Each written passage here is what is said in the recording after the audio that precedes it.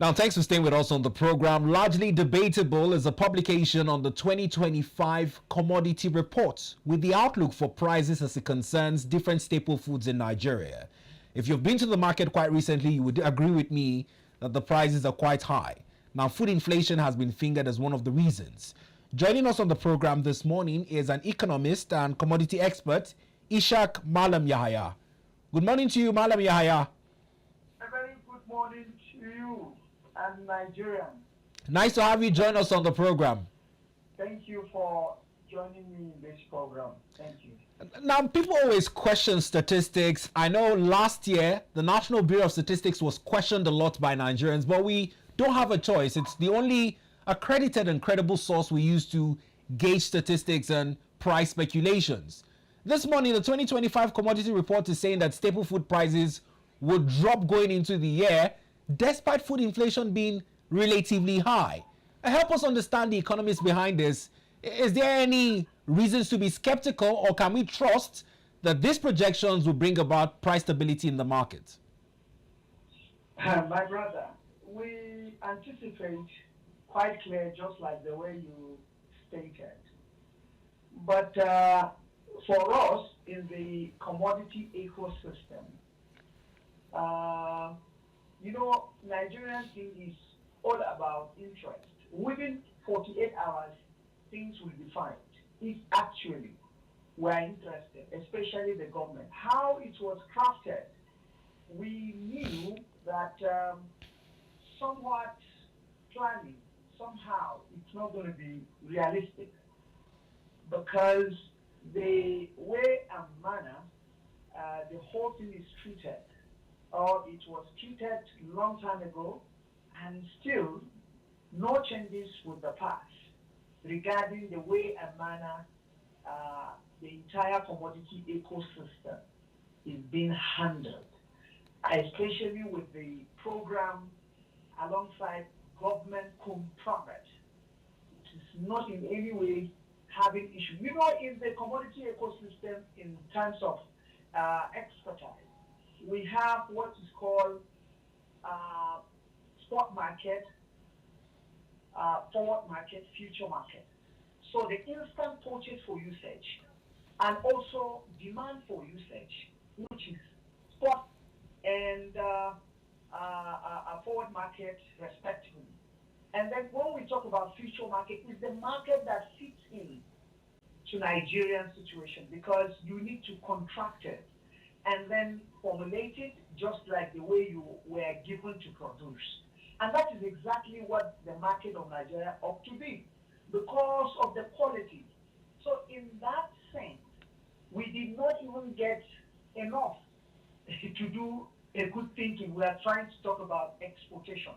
So when we mix the whole thing together, you see that the export is taking larger part, or somewhat a very big amount of the commodity, and thereby jeopardizing the issue. Now, Mallam Yahaya, sorry to cut you, but I hear you speaking about importation when a lot of Nigerians are also worried about the balance in trade, particularly with the policy of government ending the year 2024 of 150 days free import waivers for certain food products that still make this list that we're seeing today. People said that it was largely not implemented to the best of my knowledge, and cannot count how much we imported to back up that 150 days free import duty waiver. Check out if you look at the experts like ADBN, the very particular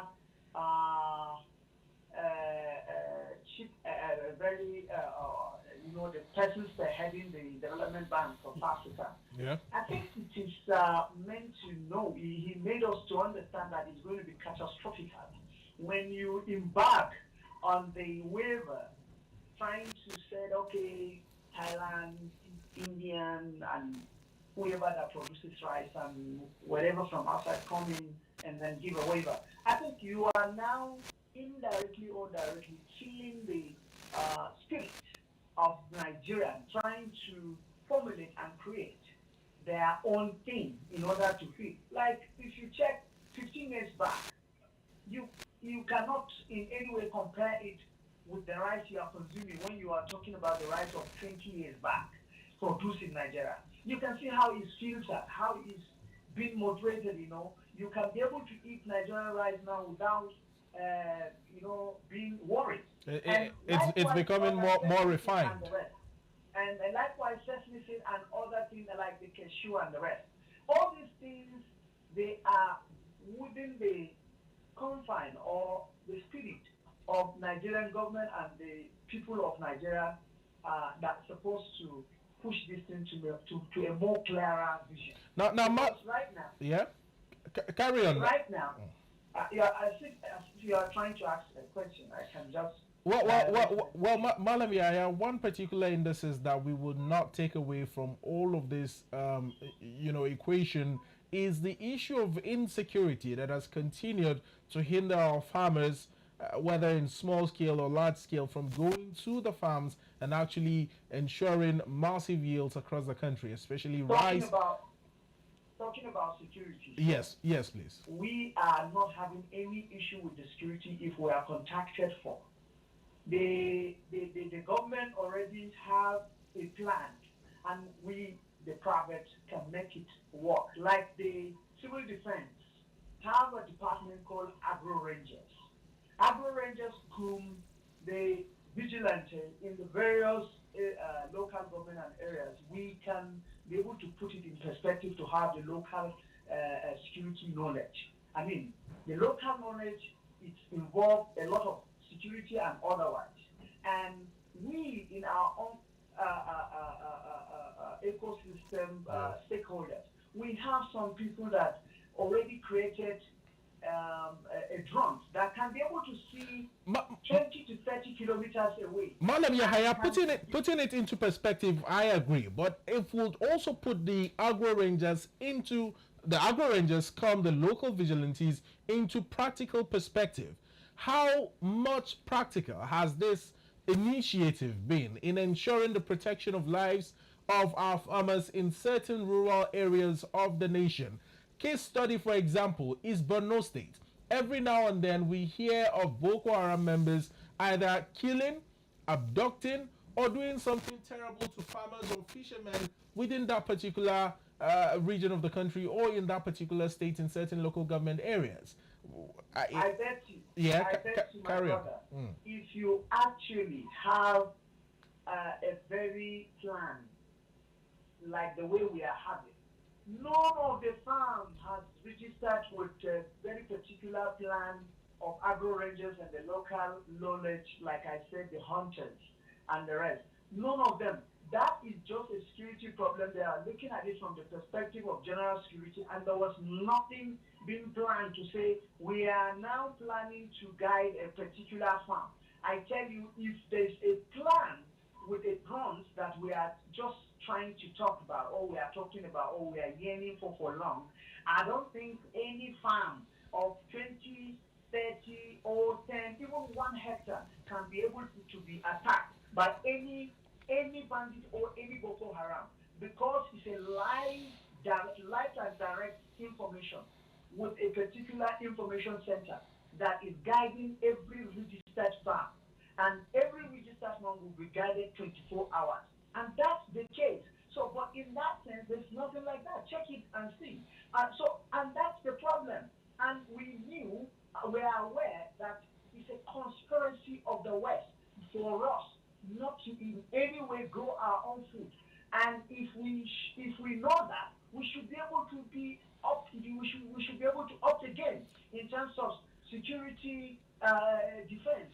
In terms of now, Mallam Yahaya, there's something I want you to react to in line with your argument concerning whether or not the agro rangers of the NSCDC are actually doing what they're supposed to do. Let's see if we can pick up the Business Day newspaper, and I will take the headline story and the strap line, and you will tell me what you think concerning this. On the Business Day, there's a big story now on the front cover.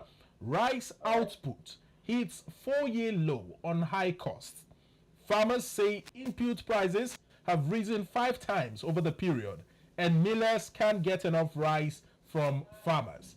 In your opinion, as a commodity expert, Mallam Yahaya, why do you think, putting all of these things into perspective, why do we have farmers complaining of a 4-year low on high cost, and why have millers not been able to gain access to this rise from the farmers? All right, currently, if you check out the money available for farmers to borrow, Okay. it's about 15%. And up to, and general money to borrow NPR is about 30 something percent, is it 32, 38%. I tell you, if you are talking about commodity, there's no way you can be getting profit more than 5% to 10%, okay? And if actually you are dealing with the very situation as at now. So in this case, you cannot borrow that money. So definitely you must use what you have. And Nigerian MPR is a very particular thing that is making the high cost of commodity. When you check out the MPR, because you must buy fertilizer at X amount, you must go to filling station and buy your pump, the pump price must be at X amount, and then the transportation system, of course, it is sporadic, a kind of scattered that cannot have confidence on. The railway system is not working, and there's nobody doing commodity will tell you that he is benefiting from the railway. The railway is cutting costs of about 80%, 70 to 80% cutting costs of transportation. But none of our commodity dealer that is said to be benefiting from the railway system. So in this case, if you want me to put all the eggs together, these are some of the things that are making things very difficult. Imagine today, Nigeria, government said, okay, every outfit of a commodity or farmer should come and collect 5% interest loan or 1-digit interest loan. I don't think we are going to get it wrong. We are going to get it very right, because we are going to produce accordingly, following the steps I said earlier. Maybe future contract for exportation, and taking a look at how Nigeria is interested, of course, of consuming its own produce. We really, the entire Nigeria, like 80% of Nigeria, doesn't like to even consume external things, to be like a xenocentrist in nature. We are not xenocentrist in nature, we love our things. But because of the way and manner based on quality, and that is why we found ourselves in a xenocentrism kind of nature.